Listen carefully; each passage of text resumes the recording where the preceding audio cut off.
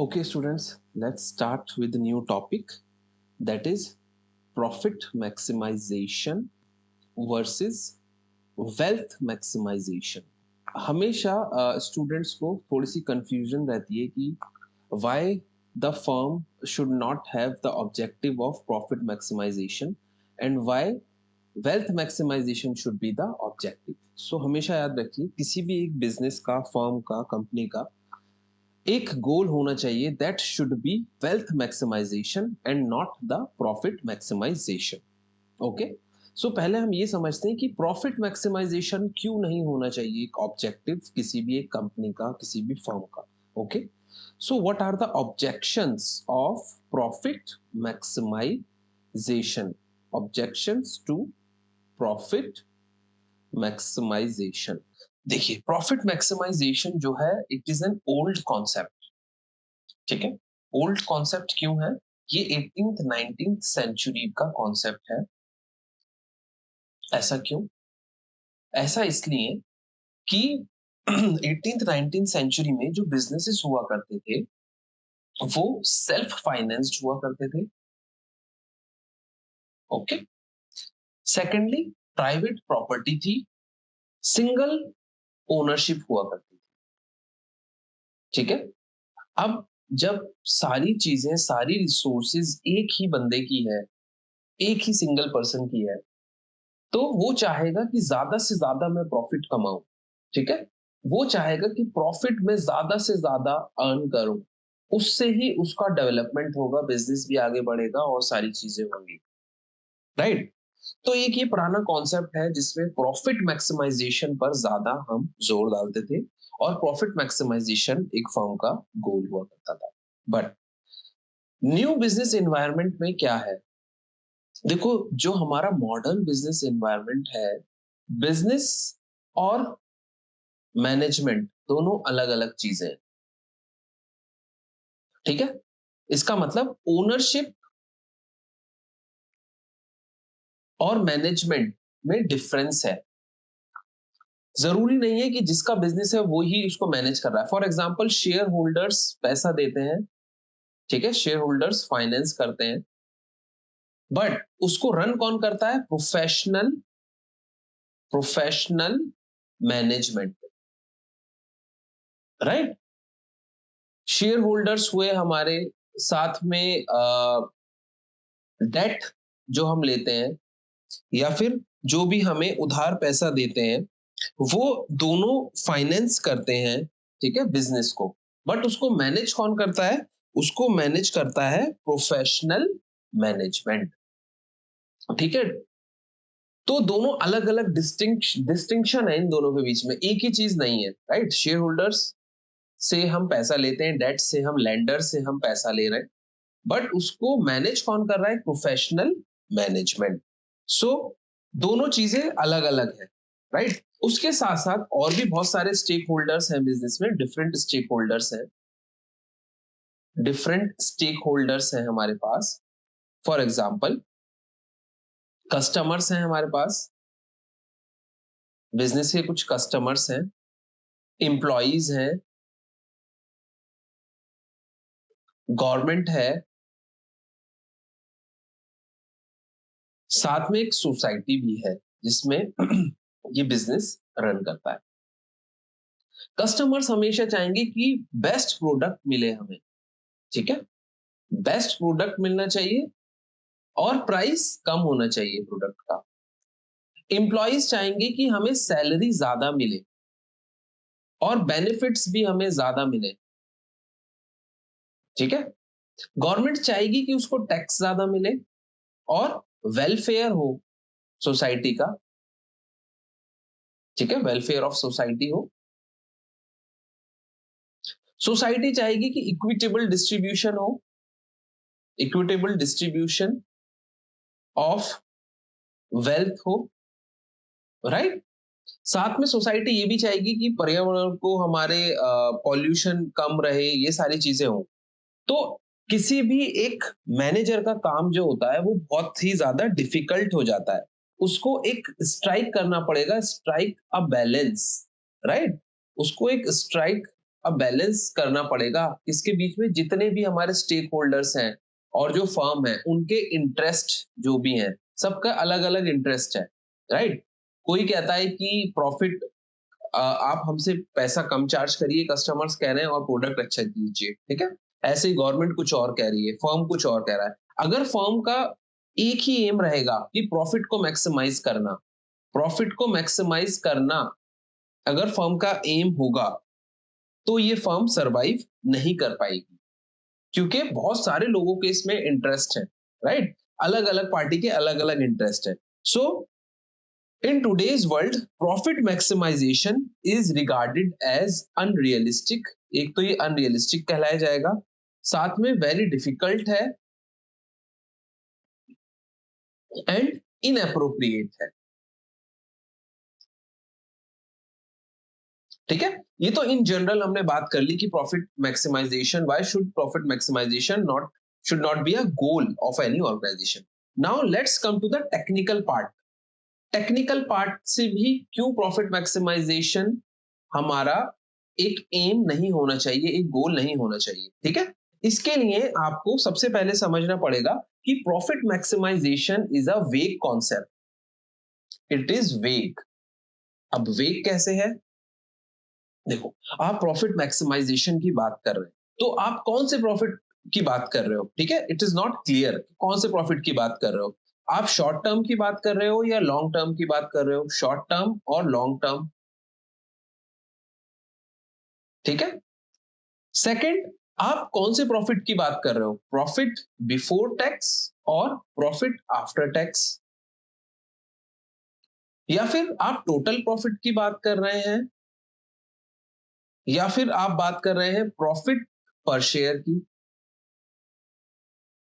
Right. So different different चीजें हैं, तो ये क्लियर नहीं है कि कौन से प्रॉफिट की आप बात कर रहे हैं। सो इट इज अ वेग कॉन्सेप्ट। सेकेंड, हमारा इसमें टेक्निकल डिफिशियंसी है time value of money. It ignores time value of money. इसको समझने के लिए एक एग्जाम्पल लेना पड़ेगा। फॉर एग्जाम्पल, मैं आपको एक एग्जाम्पल देता हूं। एक एग्जाम्पल है, अगर आप उसे समझ गए तो आप समझ जाएंगे कि ये कॉन्सेप्ट क्यों सही नहीं है, ठीक है। तो इसमें मैं आपको दो ऑल्टरनेटिव देता हूं। हमारे पास ईयर्स हैं, ये ऑल्टरनेटिव फर्स्ट हो गया, ये ऑल्टरनेटिव हमारा सेकंड हो गया। First year, second year and third year. Alternative first में पहले साल में बिजनेस कमाता है 1 करोड़, सेकंड ईयर में 50 लैक्स एंड थर्ड ईयर में 25 लैक्स। टोटल बिजनेस कमा रहा है 3 साल में 1.75 करोड़। ऑल्टरनेटिव 2 में फर्स्ट ईयर में 25 लैक्स, सेकंड ईयर में 50 लैक्स एंड थर्ड ईयर में 1 करोड़, ठीक है। अगर आप प्रॉफिट मैक्सिमाइजेशन के हिसाब से सोचोगे तो आप कहोगे कि इनमें से कोई सा भी ऑल्टरनेटिव ले लो, फर्स्ट या सेकंड, कोई फर्क नहीं पड़ता है, राइट। बट फर्क पड़ता है। टाइम वैल्यू ऑफ मनी क्या कहता है कि अगर मुझे पहले साल में जो 1 करोड़ मिलेंगे, इन 1 करोड़ को अगर मैं इस वाले थर्ड ईयर में जो 1 करोड़ मिल रहे हैं इससे कंपेयर करूं, तो there is difference between there value. जो पैसा आज मेरे हाथ में उसकी ज्यादा वैल्यू है उस पैसे से जो मुझे 3 साल बाद मिलने वाला है, ठीक है। सो टाइम वैल्यू ऑफ मनी के हिसाब से मुझे इस ऑल्टरनेटिव को चूज करना चाहिए। बट प्रॉफिट मैक्सिमाइजेशन के हिसाब से आप दोनों में से कोई भी ले सकते हो, राइट। सो ये एक बहुत बड़ा टेक्निकल डिफिशियंसी है प्रॉफिट मैक्सिमाइजेशन में। थर्ड टेक्निकल डेफिशिएंसी क्या है? थर्ड टेक्निकल डेफिशिएंसी की क्वालिटी ऑफ बेनिफिट्स को इग्नोर कर देता है, uncertainty of returns and quality, uncertainty of returns को, या फिर आप कह लीजिए क्वालिटी ऑफ रिटर्न्स को इग्नोर कर देता है। ये क्वालिटी ऑफ बेनिफिट्स और रिटर्न्स को ये इग्नोर कर देता है। ऐसा क्यों होता है? अगेन मैं आपको एक एग्जांपल देता हूं, उस एग्जांपल से समझिए आप। यहां पर भी मैं दो ऑल्टरनेटिव्स लेता हूं, ठीक है। और 3 सिचुएशंस लेता हूं। ये सिचुएशंस हो गई, ये ऑल्टरनेटिव्स हो गए, ऑल्टरनेटिव 1 एंड ऑल्टरनेटिव 2। ठीक है, फर्स्ट रिसेशन की सिचुएशन है। ऑल्टरनेटिव 1 हमें दे रहा है 25 लैक्स और ऑल्टरनेटिव 2 हमें दे रहा है 0। अगर रिसेशन हो गया तो फर्स्ट ऑल्टरनेटिव से हम 25 लैक्स कमा सकते हैं, सेकंड से हमें कुछ नहीं कमाएंगे। ठीक है, सेकंड अगर नॉर्मल सिचुएशन है, नॉर्मल सिचुएशन है तो यहां से ऑल्टरनेटिव फर्स्ट से हमें 50 लैक्स का फायदा हो सकता है, प्रॉफिट हो सकता है। ऑल्टरनेटिव 2 से हमें भी 50 लैक्स का फायदा हो सकता है। थर्ड सिचुएशन जो है हमारी बूम की सिचुएशन है, जहां बिजनेसेस बहुत अच्छे चल रहे हैं। वहां पर ऑल्टरनेटिव 1 में तो मैं 1 करोड़ कमा सकता हूं और ऑल्टरनेटिव 2 में 1.25।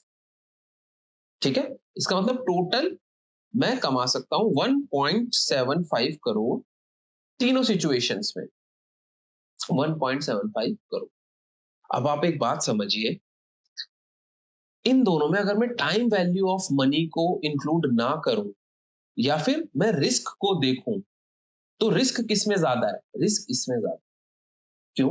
क्योंकि अगर रिसेशन आ गया यहाँ पे कुछ भी नहीं कमा पाऊंगा, राइट? मेरा बिजनेस कुछ नहीं कमाएगा।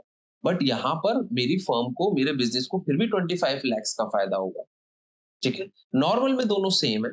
बूम में अगर बूम नहीं आया तो मैं कुछ तो कमाऊंगा, राइट? सो ये देखा गया है कि यहाँ पर जो है वो रिस्क, इस वाली सिचुएशन में रिस्क ज्यादा है और इस वाली सिचुएशन में रिस्क कम है। बट प्रॉफिट मैक्सिमाइजेशन वाला जो कॉन्सेप्ट है वो ये सब नहीं देखता है। कोई देख रहा है ओके दोनों में इक्वल है तो मुझको कोई सा भी मैं ऑल्टरनेटिव ले सकता हूं, नहीं। बट जब हम दूसरे तरीके से सोचेंगे, वेल्थ को मैक्सिमाइजेशन के तरीके से सोचेंगे, तो हमें ये वाला ऑल्टरनेटिव अच्छा रहेगा क्योंकि इसमें रिस्क कम है। सो वेल्थ मैक्सिमाइजेशन के बारे में अब हम आगे पढ़ेंगे कि वेल्थ मैक्सिमाइजेशन प्रिंसिपल क्यों अच्छा है। Okay, okay students, now let's understand what is the meaning of wealth maximization. और इसको हम net present value worth maximization भी कहते हैं और वैल्यू मैक्सिमाइजेशन भी कहते हैं। सो वेल्थ मैक्सिमाइजेशन का मतलब होता है, it means maximizing the NPV, maximizing the maximizing the NPV of a course of action, maximizing the NPV. NPV का मतलब होता है net present value, net present value meaning maximizing the NPV of a course of action. इसका मतलब समझिए क्या है। Net present value means क्या होता है, पहले ये देखते हैं। नेट प्रेजेंट वैल्यू का मतलब होता है present value of future cash flows minus present value of future expenses. So इस कॉन्सेप्ट में हम ये देखते हैं कि जो प्रेजेंट में मुझे कैश फ्लोज मिलने वाले हैं उसकी प्रेजेंट वैल्यू कितनी है। ठीक है, उसको हम डिस्काउंट करते हैं किसी एक पर्टिकुलर परसेंटेज ऑफ नंबर से। ये कॉन्सेप्ट आप टाइम वैल्यू ऑफ मनी में सीखेंगे कि ऐसा हम क्यों करते हैं और कैसे करते हैं। बस यहाँ आप ये समझ लीजिए कि हमें नेट प्रेजेंट वैल्यू देखनी है और नेट प्रेजेंट वैल्यू हमारी निकलती है present value of future cash flows minus present value of future expenses. अगर ये एनपीवी हमारी पॉजिटिव है, अगर ये एनपीवी हमारी पॉजिटिव है, दैट मींस कि हमें ये एक्शन ले लेना चाहिए। ठीक है, जहां जहां एनपीवी, जिस प्रोजेक्ट की एनपीवी पॉजिटिव होगी वो प्रोजेक्ट हमें बेनिफिट देगा फ्यूचर में। अब इसका इंपैक्ट शेयर होल्डर्स की वेल्थ पर कैसे पड़ेगा ये देखते हैं। देखिए, जब किसी भी कंपनी की एनपीवी पॉजिटिव है, उसने कोई भी कोर्स ऑफ एक्शन लिया है वो पॉजिटिव है, सो ये पॉजिटिव चीज, ये परसेप्शन किसमें दिखेगा? ये हमें दिखेगा शेयर प्राइसेस में, राइट? देखो, जब भी कोई कंपनी प्रॉफिटेबल बिजनेस करेगी तो उसका इंपैक्ट सीधा सीधा शेयर प्राइस पर दिखता है। शेयर प्राइस पर इंपैक्ट दिखने का मतलब है कंपनी का जो शेयर प्राइस है वो इंक्रीज हो गया।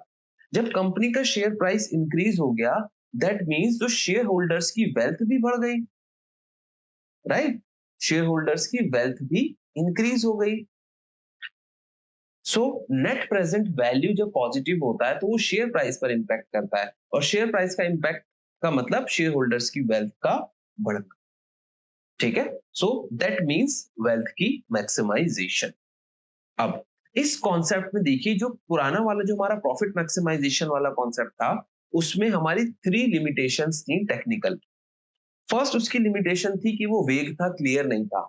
बट वेल्थ मैक्सिमाइजेशन का कॉन्सेप्ट बिल्कुल क्लियर है, इट्स वेरी क्लियर। क्या क्यों क्लियर है ये? इसमें हमें सिर्फ एनपीवी देखनी है। अगर एनपीवी पॉजिटिव है दैट मींस हमें यही क्राइटेरिया रखना है। एनपीवी पॉजिटिव है तो उसको एक्सेप्ट कर लेना है, और इसका इंपैक्ट पॉजिटिव हमें दिखेगा शेयर होल्डर्स वेल्थ पर।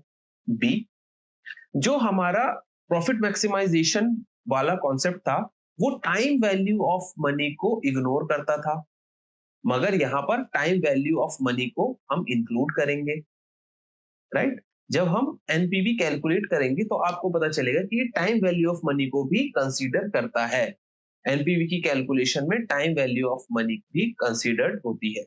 ठीक है, थर्ड, उसमें हमारा लिमिटेशन था कि वो रिस्क को कंसीडर नहीं करता था, बट एनपीवी में हम जब कैलकुलेट करते हैं एनपीवी तो उसके रिस्क को भी इंक्लूड करते हैं।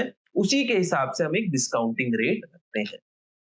एनपीवी की कैलकुलेशन आपको नेक्स्ट चैप्टर में समझ में आएगी जब आप टाइम वैल्यू ऑफ मनी पढ़ेंगे। यहां बस आप ये समझ लीजिए कि एनपीवी का क्या कॉन्सेप्ट है, और एनपीवी क्यों इंपॉर्टेंट है, और how it impact the share holders wealth. And I hope you all have understood now the difference between profit maximization and wealth maximization, and why wealth maximization should be the only objective of the company और profit और company और firm और financial management. ठीक है, और हम जितने भी डिसीजन लेते हैं फाइनेंशियल मैनेजमेंट में, चाहे वो इन्वेस्टमेंट डिसीजन हो, चाहे हमारा वो फाइनेंसिंग डिसीजन हो या डिविडेंड डिसीजन हो, तीनों का इम्पैक्ट हम किस पर देखते हैं? हम शेयर होल्डर्स की वेल्थ पर देखते हैं। तीनों का एक ही गोल है, that is to increase the wealth of share holders. और शेयर होल्डर्स की वेल्थ जब भी इंक्रीज होती है जब शेयर प्राइस बढ़ता है। ठीक है, जब market value of share price बढ़ेगा तो शेयर होल्डर्स की वेल्थ भी इंक्रीज होगी। आई hope you all have understood. Okay, thank you.